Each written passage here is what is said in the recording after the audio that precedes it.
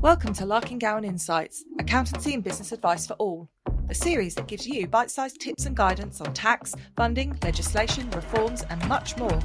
With case studies, business advisory and sector specials and even interviews, our team of experts are committed to helping you navigate the world of accounting and finance with a variety of presenters from across our specialisms.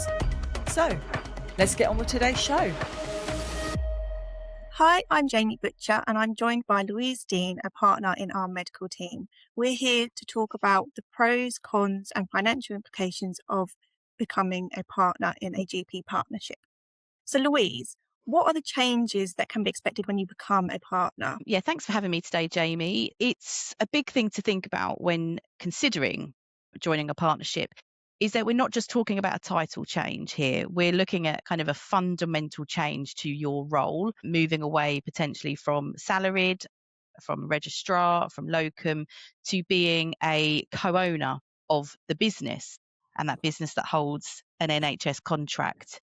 So if we try and break that down a little bit more, so your day-to-day role as a salaried GP, let's use that as an example, you will be focusing on the clinical delivery, and that will be in line with the employment contract that you have and what's set out by the partners, your bosses, on how that care to the patients will be delivered and what your various roles and responsibilities are within the practice. If we look at that from a GP partner side of things, you will have the day-to-day clinical delivery to the patient, so that's not going to change.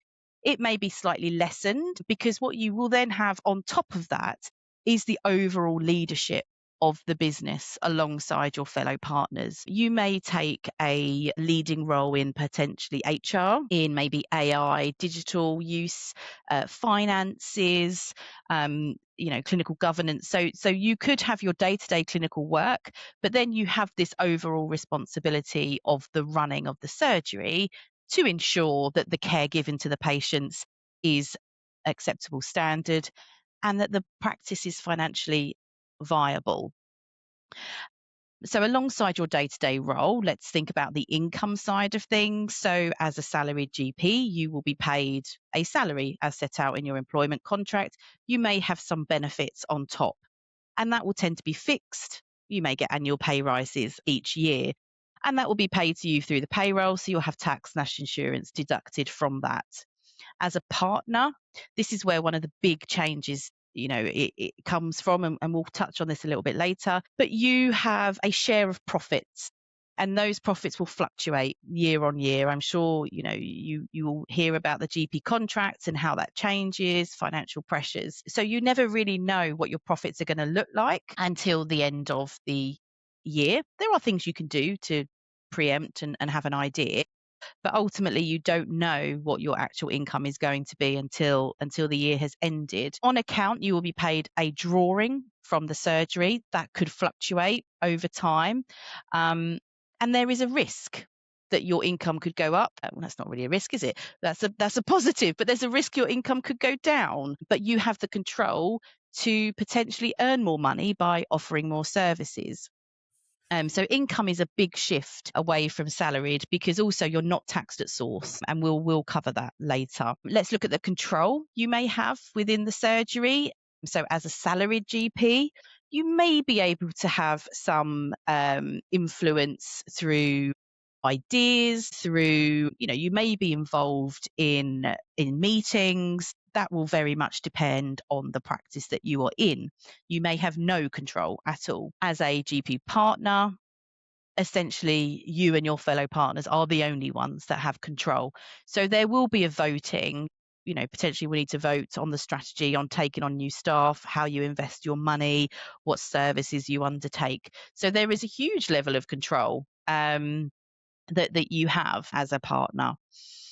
And finally, the last element is around accountability.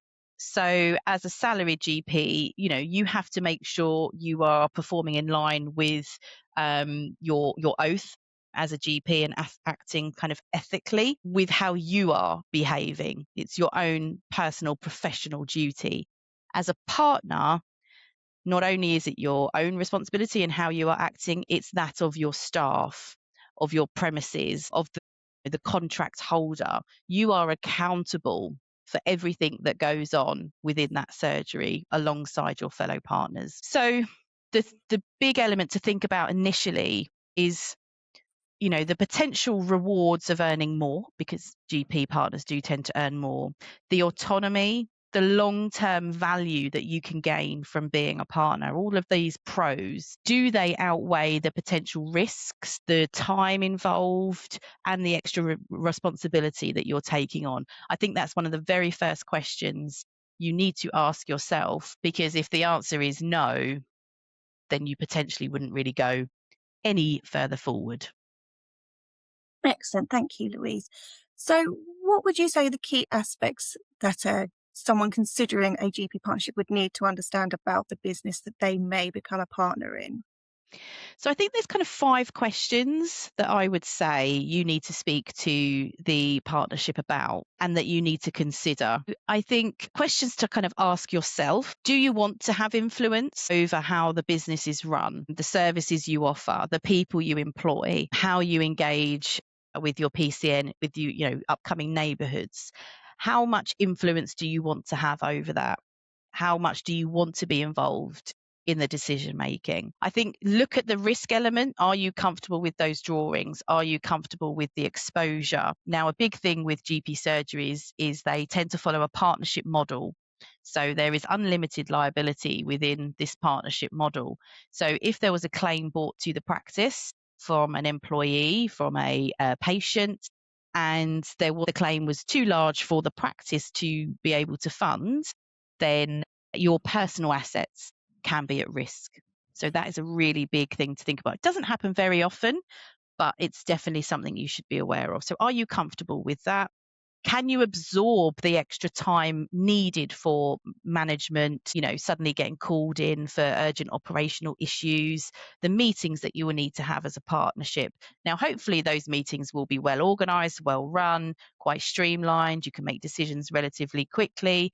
So hopefully the time isn't too onerous, but it is going to be something over and above. I think a really key one is the relationships with your who would be your fellow partners. Do you trust them? Do you enjoy how the decisions are made? Do the values, potentially work-life balance, does that sit well with your own personal beliefs and your own personal values? I say this all the time: if you've got some partners who value making money versus some who value time off, you're coming at your decision making from very different angles, and that's going to be really hard to, I think, harmoniously potentially come to a decision. Someone is going to have to make a decision that doesn't sit well with their own beliefs, and I think that's where animosity can come through. That, who you are working with, I think is one of the most important points, because we all spend a lot of time at work. We want to, it needs to be a nice place to work. And if you've got partnerships who are in dispute, who are unstable, they don't tend to perform as well. And how does it fit with life, outside of work, family, health issues? Do you have quite a portfolio career? So have you got some salaried, some locum work, some ICB work, some teaching or training? How would this fit into the mix? And would you have to give up something to make room for it, and future plans and what you want to do? So I think these are kind of the 5 questions you kind of need to ask yourself, but you also need to be able to understand how the practice operates in those ways. What is the drawings policy? How do they work with meetings? So I think they're questions to ask yourself, but also of your fellow partners as well. And what about a set of accounts for a GP practice? What can I get from those?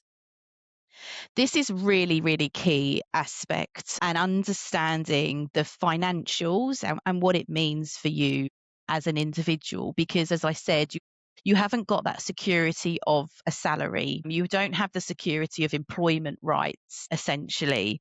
So really understanding the financials is really key here.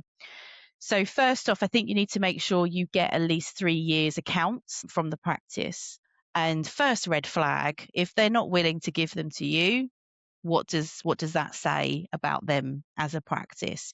they should really be as transparent as they can be if they are, keen on you to join the partnership. So getting, as I said, at least 3 years of accounts, so you've got more of a trend, because within GP finance, things fluctuate up and down as contract changes. Within COVID year, profits were quite large, lots of money thrown into the NHS.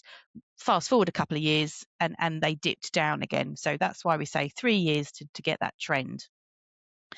So look at the trends, look at the profit, how that has moved over those last 3 years. Look at the list size of the practice. Now, you won't necessarily see that in the accounts, so that potentially will be something to speak to the partners or the practice manager about. See how the list size is moving, because so much of the, your funding is driven by your patients. So if your list size is falling, the funding will be falling alongside it. But also, why is the list size falling? There might be, service issues. So, potentially second red flag there. So it shows the sustainability.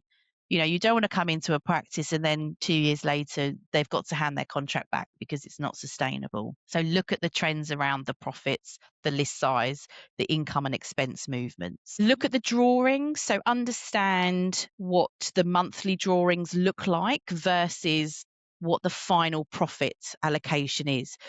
Drawings are on account of final profit.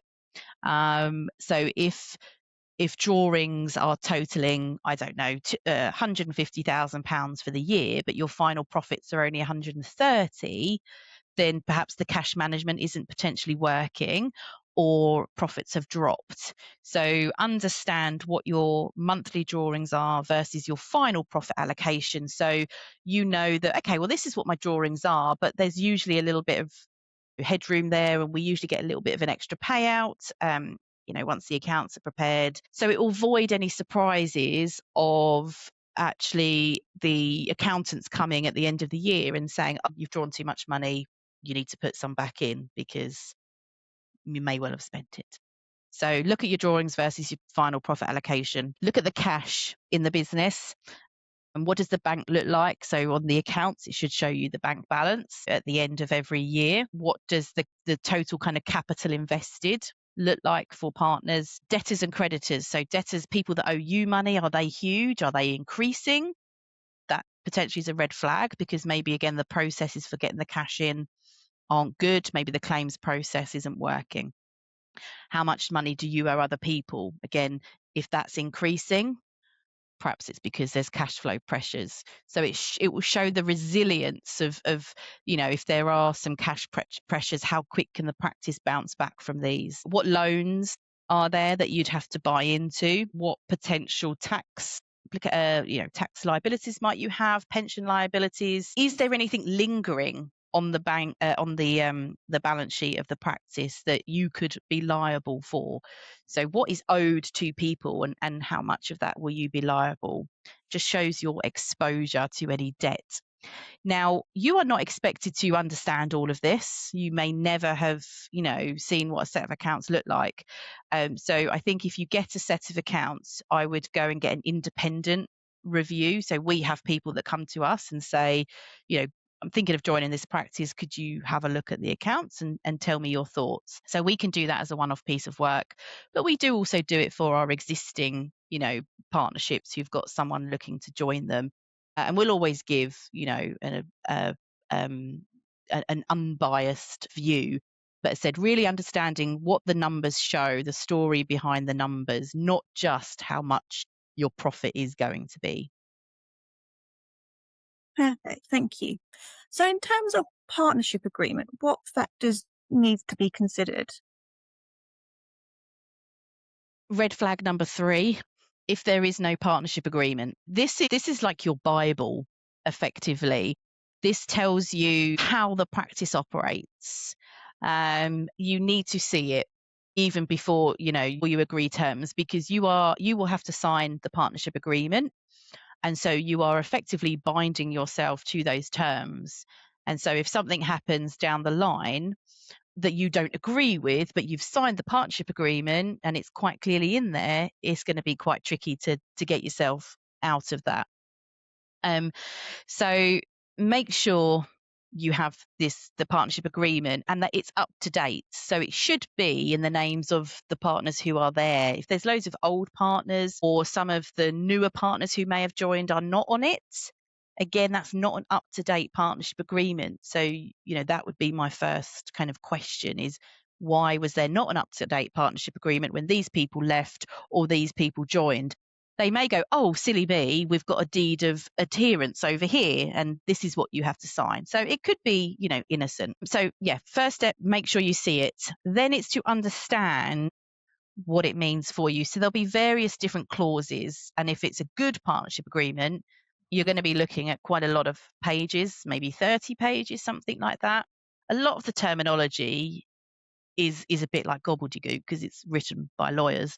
So you have to read between the lines sometimes. But again, you can speak to an accountant or a lawyer, get an independent legal advice as well, and they will hopefully cut through the noise and tell you the main bits you need to think about, which are, so first off, how you enter the partnership. So is there a probation period? Can that be extended? What sort of things are considered during that probation period? Is there a mutual assessment? So they're assessing you, but you're assessing them. Is it a two-way street to see that the fit is there and that, you can back out if it's not a right fit for you? What capital do you have to put in? So a GP surgery is no different to any business. If you go and set up a bakery, you need an injection of capital to buy an oven, to buy your ingredients, etc. And, to bridge the gap between spending the money and then getting the income from whatever it is you're doing. So joining a practice is no different. You need to have an injection of capital because they might have to pay out an outgoing partner. So there should be clauses in there about how much you need to pay and how you pay it. So is it a lump sum? Is it over a period of time? Whether it's a deduction from drawings, etc., etc. So understand how much capital and what is your route to parity. So do you go straight in at 100%, full profit share, full decision making, or do you have 6 months at 80%, 90%? What does that route look like? So we're in the practice. What about the work? So what sessions will you be working? What management duties will you have? Like I said, everyone might have a lane that they focus on. Maybe you don't have that to begin with. Maybe after 12 months, you found your feet, you then start to take on more and more management duties. Because also if you're like first time partner thrown in at the deep end, oh, by the way, you're now the finance lead, that's quite scary. So understanding what those management duties are there any out of hours requirements, enhanced access? We're not talking 9 to 5 Monday to Friday. So what does that working pattern look like? Leave, so maternity leave, paternity leave, annual holiday, sick leave, what are all of the policies around those? Big one, money. So what is your profit share? How much drawings will you get? What reserves? So what is the working capital that's left in? What's deemed to be a personal cost, a partnership cost? How is the tax handled? Does the practice pay your tax? Do you save for it and pay it yourself? So again, all of those kind of money subjects should be in there. Decision making. What are the voting? How does the voting work? What is the quorum for you need of number of partners? What is is it a 75% agreement? What is the voting process? What happens if you can't make a decision? How do disputes work? Yeah, what happens if you end up in this kind of deadlock of people can't decide, and that decision making is a really key one, I think, and tends to be where potentially disputes can happen. And then what happens when you want to come out? So how much notice do you have to give? Often it's 6 months notice. Often you can't have more than one GP hand their notice in every 6 months. So you don't suddenly get 4 out of 5 partners all leaving at once. So what is the notice period? Is there a compulsory retirement age? What are the grounds for expulsion, suspension? If you're leaving, you might have a premises. What's the valuation for the premises? And are there any restrictions for you going off and working somewhere else? So entry into the practice, the work that you're doing, the money that you'll be taking, how are the decisions made, and then how do you leave the practice. So they are kind of the 5 key areas that should all be covered in your partnership agreement, and make sure you get some independent advice before signing. Perfect. You mentioned premises there. So what should someone consider in terms of premises? Yeah, so this can be kind of the largest commitment that you might take, and often can put people off becoming partners. So you might be joining a partnership who is in a leased building. So the partners don't own. It could be owned by the council, a private landlord, ex-partners, NHS Property Services. So understand what you're coming into. Understand, is it a leased building? Is it an owned building? If it's a leased building, ask to see the lease, check the terms, who's responsible for repairing, insuring, are there any big service charge issues, which we often see with NHS Property Services. What are you coming in? What are you going to be liable for? What are the break clauses of any lease? So see the lease, and again, maybe take some advice on what that means for you. Will you be named on the lease? Because again, that will up the responsibility.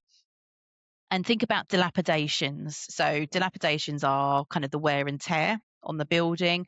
So when the lease renews, or if you move to a new premises, what state do you have to put the building back into?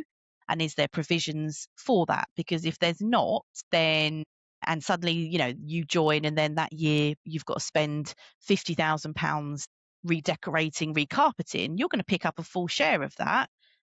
But all the partners that have been before you have either left and not picked up a share. So that's a big cost and will impact your profit share. So understand about dilapidations. And again, if there's historic liabilities, have they been ring fenced? If you own the premises, do you have to buy in? So we see varying options, and this has become more and more important because premises was putting some people off, because you might have to take a loan personally, you might have to buy into a partnership loan, and some people can be quite nervous about that, especially if you might not like it, you might not like the partnership, you might not like being a partner. So check whether you need to buy in, and if you do, when. Is it like day one, or is it on probation? Is it when you move to 100% parity, or maybe you've just completely got the option to never buy in? So who are you buying it from then, and the valuation that's used? Check about notional rent. So practices will receive notional rent. How does that fare against any loans that maybe you have to take out, or the practice has got that you're buying into? Is it sufficient to cover the repayments of the loan?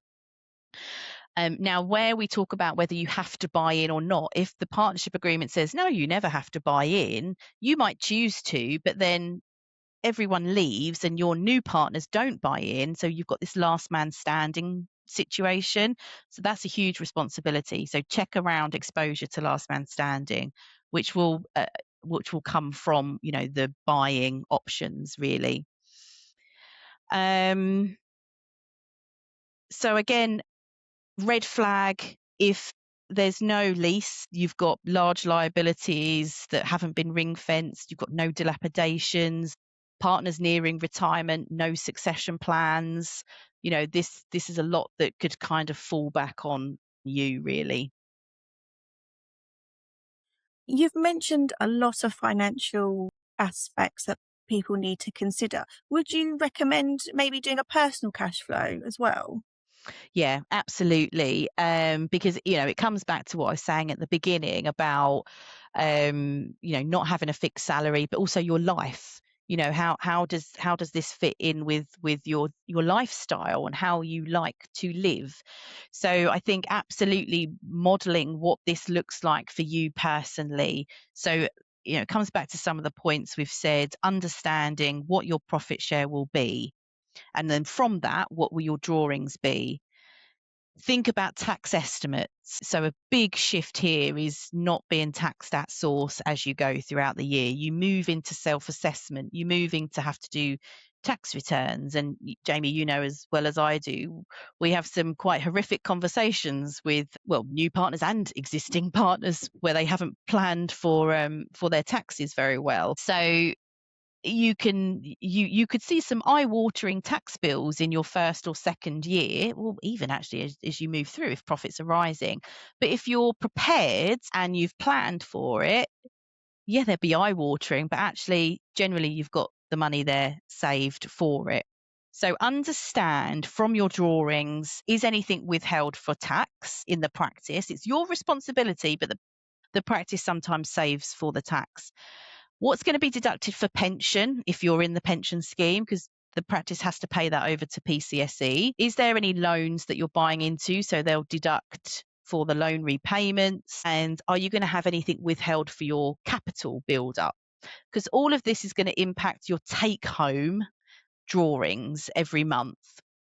So what is left after that, and how does that fit in with your lifestyle? And bearing in mind that if you've got to save for tax personally, you might think, oh, okay, well, that's all right. My drawings are, £10,000 a month, but actually you might need to be setting 40% of that aside. So you might only be left with 6,000. So really understanding where your starting point is, what are all the different things that need to come off, whether the practice pays it or you pay it, to be left with your disposable income. And that's then what you need to feed into your kind of day-to-day lifestyle. Now, it might be that you think, well, this is brilliant. I'm earning, so much more than I was as salaried, which is often the case, although it doesn't often feel like that to begin with. Just, I think it's a timing difference. But quite often they're like, oh my God, I shouldn't have done it. But it usually comes good. But you might think, yes, gosh, drawings look really good. I might go and move house, get to a bigger house, might buy a car, might go on holiday, and then suddenly practice profits dip a little bit for whatever reason.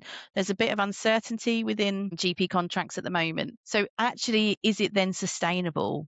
Can you truly afford to move to that bigger house, or put the children in private schools, or, go on all of these lovely holidays? I hope so. But it's just think about the longer term, not just this is what it looks like now. Is it going to be sustainable for you going forward? So we've said about, when you get the partnership agreement, get some independent advice. When you get the accounts, get some independent advice. The third point is to get some tax estimates, to think about, well, look, this is what they've said my drawings will be. What do I then need to put aside for taxes? Because if you start a practice on the 1st of April, let's say 26, your first tax bill is not going to be until January 2028. So you've got almost 2 years to save for that first tax bill. And I know I'm jumping ahead because I'm just going to cover it off now. That first tax bill will be large if you start at the beginning of a financial year, because you're going to have the tax that's due for the whole year profit. Plus, you have to pay on account for the next year, 50% on account. So that first January payment is almost kind of 1.5 times your tax bill. And then 6 months later, you have the second 50%. So that first 18 months, that's why I'm saying there's some quite large amounts. But if you start saving from April every month quite, religiously, then you should have it there, and you should have a buffer to then think, okay, well, what's left? I know I've paid that. I know what's coming up now for the next sort of 2 tranches, and I've got this little bit of a buffer. And then that's your kind of true sort of, disposable income. And I think that's the biggest area we see people getting caught out, don't we, of moving from salaried to partner is those tax bills. Yeah, it is. It catches a lot of people out. I know I've had a lot of conversations in those first few years about people not being able to afford their tax bills or how they afford it.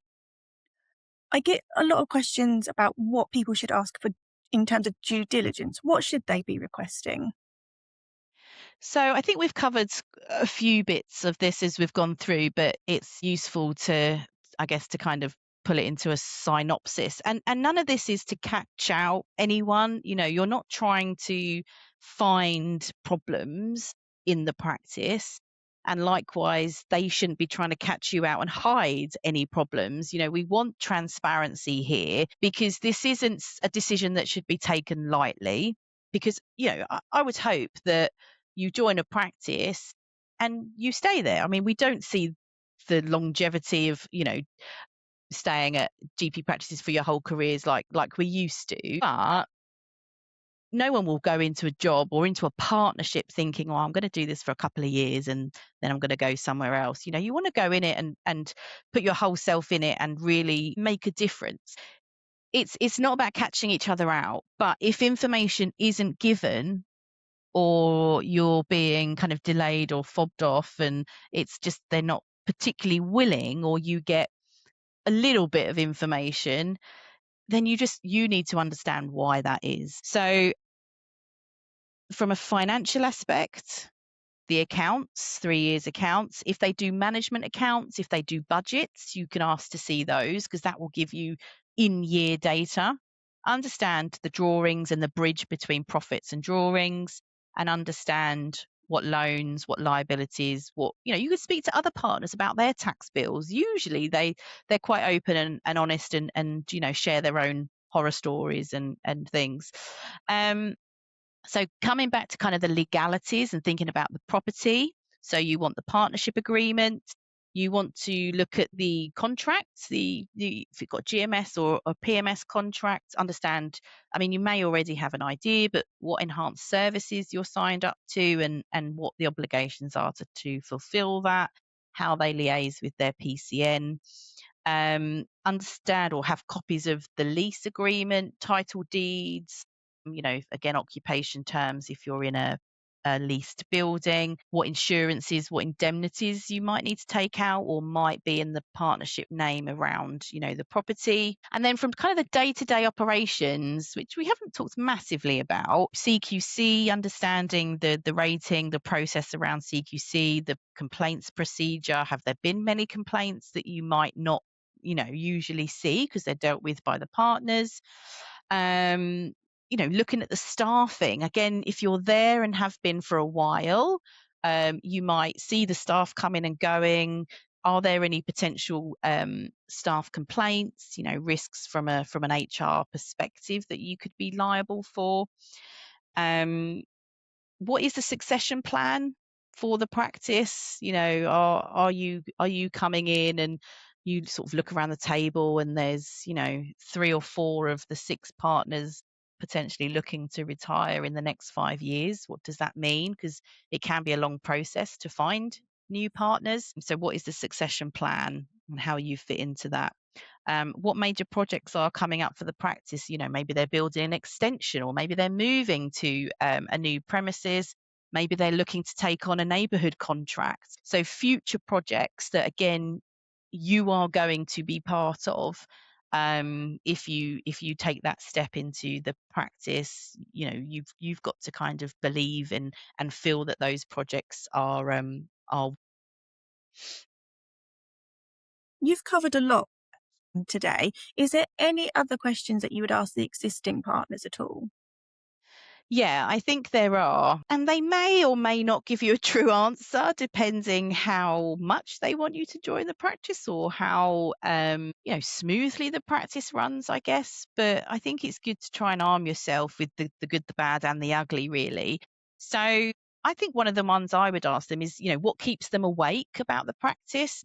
What's coming up over the next 12 months, the short term that they are worried about, because actually you might have a solution for that. And not to make you kind of run for the hills, but just to see, okay, well, let's coming into this with my eyes open. How do they make the decisions, and what happens when they disagree? Do they often disagree? Now again, they might go, oh no, we never disagree about decision making. So you might just have to take some of this at face value. You could ask to sit in on some of their partners' meetings just to see how it works and how kind of useful and productive I'd say they are. What's expected from you beyond your day-to-day clinical work? What are they looking for from you as a partner?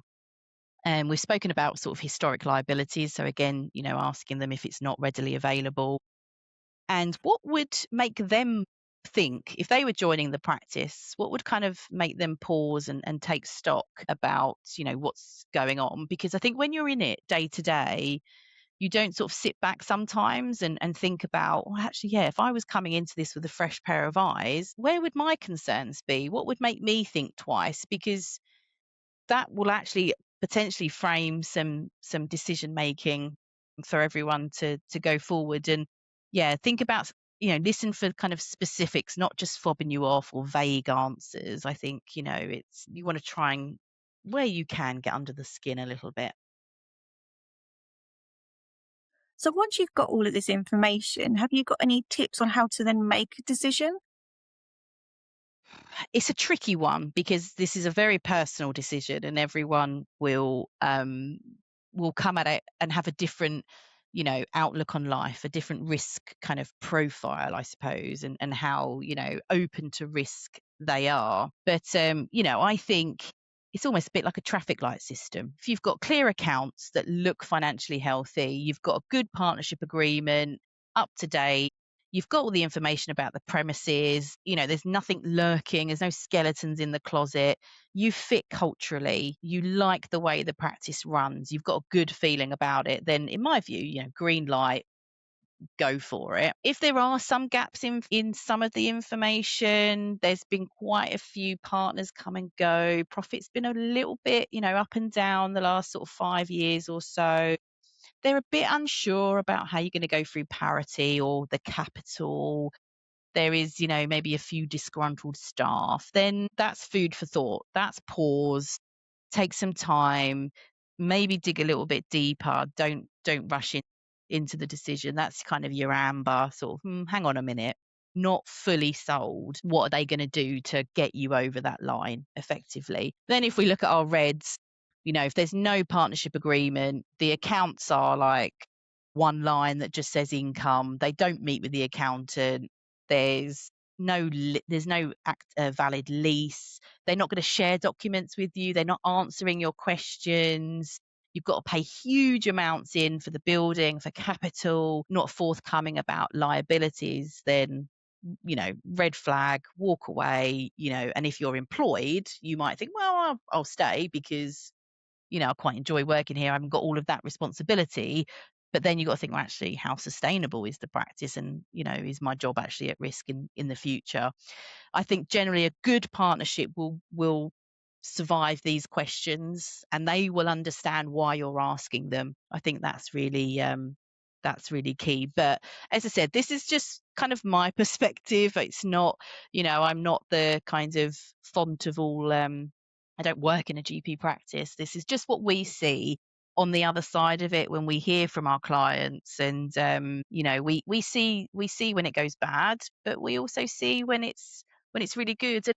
And I think, actually just speaking to the partners about what they enjoy, like why did they become partners? I sit and listen to GPs talk about why they became partners, and I think that sometimes is key. Just they've got so much more power to shape what healthcare in their area might look like, rather than just have it imposed on you. If you think of yourself as a patient, what are the frustrations that you might have? And you have then potentially, within budgets and all of that jazz, but you potentially then have the power to make some changes. Amazing. Thank you. One final question. If someone does decide to proceed with partnership, what should then the next steps be? So I think there's obviously kind of administrative responsibilities, obviously, signing the partnership agreement, getting signed onto the lease. You'll need to speak with the practice manager because there will be considerations around updating the performers list, making sure your pension status is correct with PCSE. So there'll be kind of those day-to-day admin processes you need to go through. You need to get yourself an accountant, potentially, if you're not already doing tax returns. So you might choose the practice accountant, which often happens, or you may have someone else that you want to go to. We see a mixture. But I think one of the first things, well, actually, I'm hoping you've already spoken to an accountant to deal with all of the stuff we've just spoken about. But get them to do some tax estimates for you. Get them to look at your drawings and do maybe some kind of planning and working with you to map out what those big payments will look like.